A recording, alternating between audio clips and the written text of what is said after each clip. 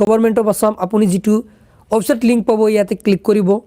তাৰপিছত কিন্তু বসুন্ধৰা যিটো পৰ্টেল এনেকৈ অ'পেন হ'ব, স্ক্ৰল ডাউন কৰিব।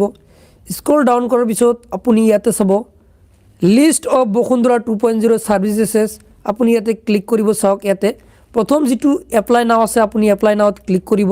তাৰপিছত কিন্তু এনেকৈ RTPSৰ ৱেবছাইটটো এনেকৈ অ'পেন হ'ব। এতিয়া চাব 3 লাইন আছে, 3 লাইনত ক্লিক কৰিব।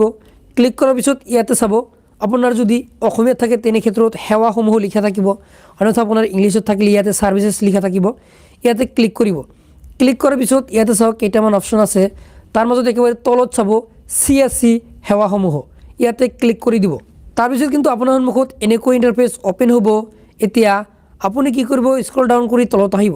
তলত আহিলে ইয়াতে আপুনি যিটো চৰকাৰী মাটি চিলিং মাটি আপুনি নামজাৰি কৰিব তেনে ক্ষেত্ৰত আপুনি 8 নম্বৰত আহিব লাগে, ইয়াতে ক্লিক কৰিব। 7 আহিব আৰু এটা ক্লিক কৰিব, 8 আহিব। এতিয়া 8ত ক্লিক কৰিব। ক্লিক কৰাৰ পিছত স্ক্ৰল আপ হৈ আহিব। ইয়াতে চাওক আপুনি কিন্তু চাব পাৰিব চৰকাৰী খাজ আৰু চিলিং উদ্ধৃত ভূমিৰ নিষ্পত্তি, ইয়াতে আপুনি চাব আবেদন কৰক, ইয়াতে ক্লিক কৰিব। ক্লিক কৰাৰ পিছত কিন্তু ইণ্টাৰফেচ এনেকৈ পাই যাব। প্ৰথম চাব আবেদন কৰক, ইয়াতে ক্লিক কৰিব লাগিব। ইয়াৰ আগত ইয়াতে নিৰ্দেশনাসমূহ দিয়া আছে, ইয়াৰ পৰা কিন্তু আপুনি চাই ল'ব। আৰু শেষত আপোনালোকক সুন্দৰকৈ জনাই দিম যে কি কি ইয়াৰ বাবে নথি লাগিব আৰু ক'ত আপোনালোকে যাব লাগিব, সম্পূৰ্ণ আপোনাক কিন্তু জনাই দিয়া হ'ব। আবেদন কৰাৰ বাবে আবেদন কৰক, ইয়াতে ক্লিক কৰিব লাগিব। ইয়াতে ক্লিক কৰি দিব। তাৰপিছত চাওক ইয়াতে চিটিজেন লগইন আহিব। প্ৰথম ইয়াতে চাব এণ্টাৰ ইয়ৰ কণ্টেক্ট নাম্বাৰ, ইয়াতে মোবাইল নম্বৰ বহুৱাই দিব। মোবাইল নম্বৰ বহুৱাই দিয়াৰ পিছত ইয়াতে যিটো কেপচা আছে কেপচাটো ফিল কৰি চেণ্ড OTPত ক্লিক কৰি দিব। তাৰপিছত কিন্তু আপোনাৰ ৰেজিষ্টাৰ মোবাইলত OTP আহিব। আপুনি OTPটো ইয়াতে এণ্টাৰ OTP ঠাইত বহুৱাই ছাবমিট OTPত ক্লিক কৰিব। তাৰপিছত কিন্তু আপোনাৰ সন্মুখত এনেকৈ ইণ্টাৰফেচ অ'পেন হ'ব। চাওক ইয়াতে আপোনাৰ কেইটামান ইন্ট্ৰডাকশ্যন দিয়া আছে, আপুনি স্ক্ৰল ডাউন কৰিব। ইয়াতে ক্ল'জ আছে, ক্ল'জত ক্লিক কৰিব। এতিয়া চাওক ইয়াতে ৱেলকাম টু দ্য বসুন্ধৰা 2.0। এতিয়া স্ক্ৰল ডাউন কৰি ইয়াতে চাব গেট ষ্টাৰ্টেড, ইয়াতে ক্লিক কৰিব। এতিয়া চাওক ইয়াতে ভেৰিফিকেশ্যন ডিটেইলছ আপুনি ইয়াতে দিব লাগিব। চাওক ইয়াতে কিন্তু সকলো ডিটেইলছ আছে। প্ৰথম ইয়াতে চাব I hereby declare that I have read, ইয়াতে যদি আপুনি ক্লিক কৰি দিয়ে তেনে ক্ষেত্ৰত আপোনাৰ আধাৰ কাৰ্ড আপোনাৰ নাম্বাৰ বহুৱাব লাগিব। যদি আপোনাৰ আধাৰ কাৰ্ড নাথাকে তেনে ক্ষেত্ৰত ইয়াতে ক্লিক কৰি আপুনি পেন কাৰ্ড বা ড্ৰাইভিং লাইচেঞ্চ আপুনি আপলোড কৰিব পাৰে। এতিয়া মই আধাৰ নাম্বাৰ দিম, সেয়েহে ইয়াতে আধাৰত আপুনি টিক দিব। টিক দিয়াৰ পিছত এণ্টাৰ আধাৰ নাম্বাৰ, আপুনি ইয়াতে আধাৰ নাম্বাৰ বহুৱাই দিব। আধাৰ নম্বৰ বহুৱাই দিয়াৰ পিছত ভেৰিফাই আধাৰত ক্লিক কৰিব। তাৰপিছত চাওক ইয়াতে ভেৰিফাই OTP, ইয়াতে কিন্তু OTPটো আহি যাব। আপুনি OTPটো ইয়াতে বহুৱাই দিব লাগিব। আপুনি OTPটো বহুৱাই জাষ্ট ইয়াতে চাব ভেৰিফাই অপশ্যনত ক্লিক কৰিব। তাৰপিছত চাওক আপুনি ইয়াতে চাব পাৰিব চেলিং সাৰপ্লাছ লেণ্ড, ইয়াতে কিন্তু আধাৰ ডিটেইলছসমূহ কিন্তু ওলাই আহিব। যাৰ আধাৰ নাম্বাৰ দিছিলে ইয়াতে কিন্তু সকলো ডিটেইলছ ওলাই আহিব। স্ক্ৰল ডাউন কৰিব।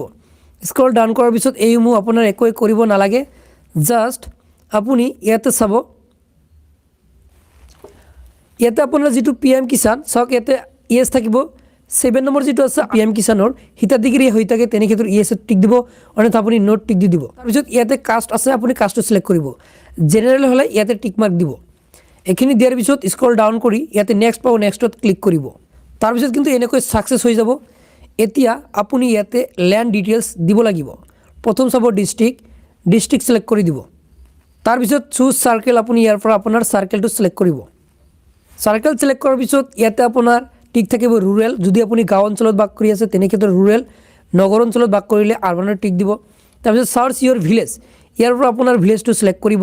ইয়াতে কিন্তু আপুনি লেটাৰসমূহ চাব পাৰিব। ছাপ'জ মই মোৰ গাঁৱৰ নাম ইয়াতে চিলেক্ট কৰিম। চাওক ইয়াতে পাৰ্চিং পৰা মই কৰিম, তেনে ক্ষেত্ৰত ইয়াতে ক্লিক কৰিলোঁ। এতিয়া আপুনি ইয়াতে ক্লিক কৰিব। চাওক যিকেইটা আছে এইকেইটা কিন্তু ইয়াতে শ্ব' কৰিব। তাৰপিছত আপুনি গাঁৱৰ নামটো চিলেক্ট কৰি দিব। তাৰপিছত ইয়াতে চাওক লিখা আছে চিলেক্ট ডাগছ, ইয়াতে you can choose multiple tags where your name appears. এতিয়া আপুনি য'ত আপোনাৰ সেই মাটিৰ নামজাৰি কৰিব সেই দাগ নম্বৰটো আপুনি বহুৱাই দিব। আপুনি কোনটো দাগত আপোনাৰ মাটিৰ নামজাৰি কৰিব ইয়াতে কিন্তু আপুনি দিব লাগিব। ইয়াতে আপুনি সেই দাগসমূহ পাব, আপুনি দাগ নম্বৰসমূহ আপুনি বহুৱাই দিব।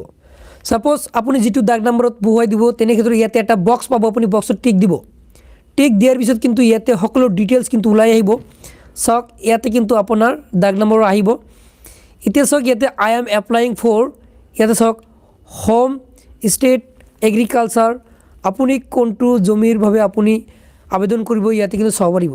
ইয়াতে আপোনাৰ ঘৰৰ বাবে হয়নে আপুনি যদি খেতি কৰে খেতি মাটি ইয়াতে কিন্তু আছে আপুনি সেই হিচাপত সিলেক্ট কৰিব যদি আপুনি দুটা হয় তেনে ক্ষেত্ৰত বোথত ক্লিক কৰিব জনেতো আপুনি যদি ভিটা মাটি যদি আপুনি নামজাৰি কৰিব তেনে ক্ষেত্ৰত ইয়াতে আপুনি টিক দিব এতিয়া আপুনি ইয়াতে চাব এৰিয়া আপুনি কিমান আপুনি বিঘা আপোনাৰ মাটি ইয়াতে কিন্তু আপুনি দিব লাগিব ইয়াতে চাওক আপুনি ইয়াৰ পৰা আপুনি দি দিব সো বহুতে কিন্তু এইসমূহ নাজানে সো 5 কাঠাত হয় 1 বিঘা আৰু 25 নেচাত হয় 1 কাঠা এইখিনি আপোনালোকে মনত ৰাখিব সেই হিচাপত আপুনি ইয়াতে বহুৱাই দিব এতিয়া চাওক ইয়াতে যিটো নাম আপুনি পাই যাব অকুপিয়াৰ নেম ইয়াতে কিন্তু যাৰ নামত সেই দাগ নাম্বাৰটো আছে ইয়াতে কিন্তু চাব পাৰিব এতিয়া আপুনি ইয়াতে চাব এটা অপচন পাব বটম পাব আপুনি ইয়াতে আপুনি টিক মাৰ্ক দিব লাগিব টিক মাৰ্ক দিয়াৰ পিছত স্ক্ৰল ডাউন কৰিব ইয়াতে চাব সেভ অকুপিয়াৰ ডিটেইলছ আপুনি ইয়াতে ক্লিক কৰিব তাৰপিছত চাওক এনেকৈ কিন্তু সাকসেস হ'ব অকুপিয়াৰ ডিটেইলছ সাকসেসফুলি এডেড এতিয়া স্ক্ৰল ডাউন কৰিব স্ক্ৰল ডাউন কৰাৰ পিছত ইয়াতে আপুনি নোট টিক দিব যদি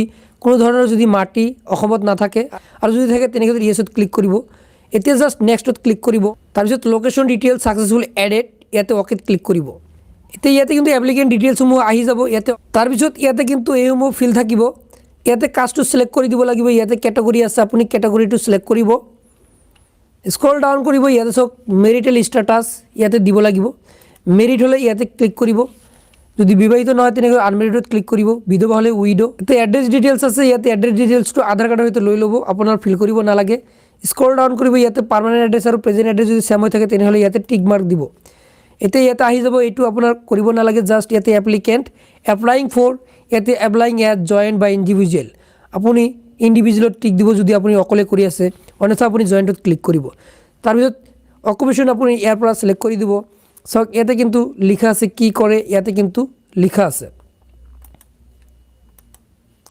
সো এই দিয়াৰ পিছত স্ক্ৰল ডাউন কৰিব যত আপুনি ইয়াতে কিন্তু আপোনাৰ ফ্যামিলি মেম্বাৰসমূহ এড কৰিব নালাগে কিয়নো যেহেতু ইণ্ডিভিজুৱেল হয় যদি আপুনি ইয়াতে যদি আপুনি জয়েন দিয়ে তেনে ক্ষেত্ৰত কিন্তু আপুনি ফ্যামিলি মেম্বাৰসমূহ এড কৰিব লাগিব সো জাস্ট আপুনি নেক্সটত ক্লিক কৰিব তাৰপিছত কিন্তু আপোনালোকৰ সন্মুখত এনেকৈ আহিব সক ইয়াতে কিন্তু এতিয়া ডকুমেণ্টছ আপলোড কৰিব লাগিব ইয়াতে সক লিখা আছে আপলোড মোৰ ডকুমেণ্টছ ইয়াতে কিন্তু ডকুমেণ্টছ টাইপটো দিয়া আছে সক তৌজি বহিৰা ৰিসিপ্ট বেদখলি জৰিমনা পেইড ৰিসিপ্ট অৰ্থাৎ ইয়াতে কিন্তু আপলোড কৰিব লাগিব আপলোড কৰাৰ বাবে চুজ ফাইলত ক্লিক কৰিব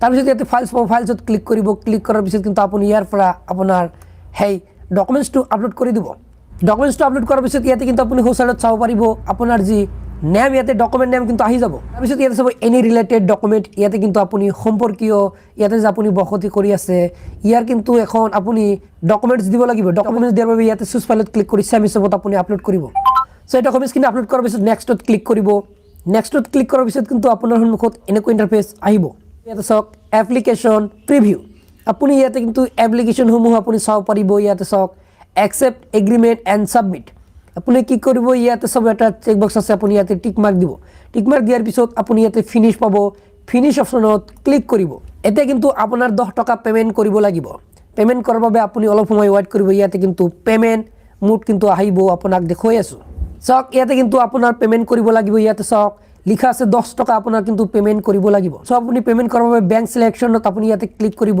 আপুনি ইয়াতে জিটু আহিব আপুনি ইয়াতে ক্লিক কৰিব ক্লিক কৰাৰ পিছত কিন্তু আপুনি পেমেন্ট কৰি ল'ব মই পেমেন্টখিনি আপোনাক নেদেখাও কিয়নো এইখিনি মোৰ সিকিউৰ হয় সো আপুনি আই এগ্ৰিত ক্লিক কৰিব ক্লিক কৰি আপুনি প্ৰসিড ফৰ পেমেন্টত ক্লিক কৰি আপুনি পেমেন্ট কৰি ল'ব যেতিয়া আপোনাৰ পেমেন্ট সাকসেস হ'ব এনেকৈ কিন্তু আপুনি একনলেজমেন্ট কিন্তু লাভ কৰিব আৰু এই একনলেজমেন্টটো আপুনি কিন্তু প্ৰিন্ট আউট কৰিব তলত প্ৰিন্ট আছে প্ৰিন্ট অপচনত ক্লিক কৰি কিন্তু আপুনি প্ৰিন্ট আউট কৰি ল'ব নাইবা স্ক্ৰিনশ্বট মাৰি ৰাখি দিব সো এটা আছিল ফুল প্ৰসেস যে আপোনালোকে কেনেকৈ চৰকাৰী খাস আৰু সিলিং মাটিৰ বাবে আবেদন কৰিব পাৰিব সো ভিডিওটো ভাল লাগিলে ভিডিওটো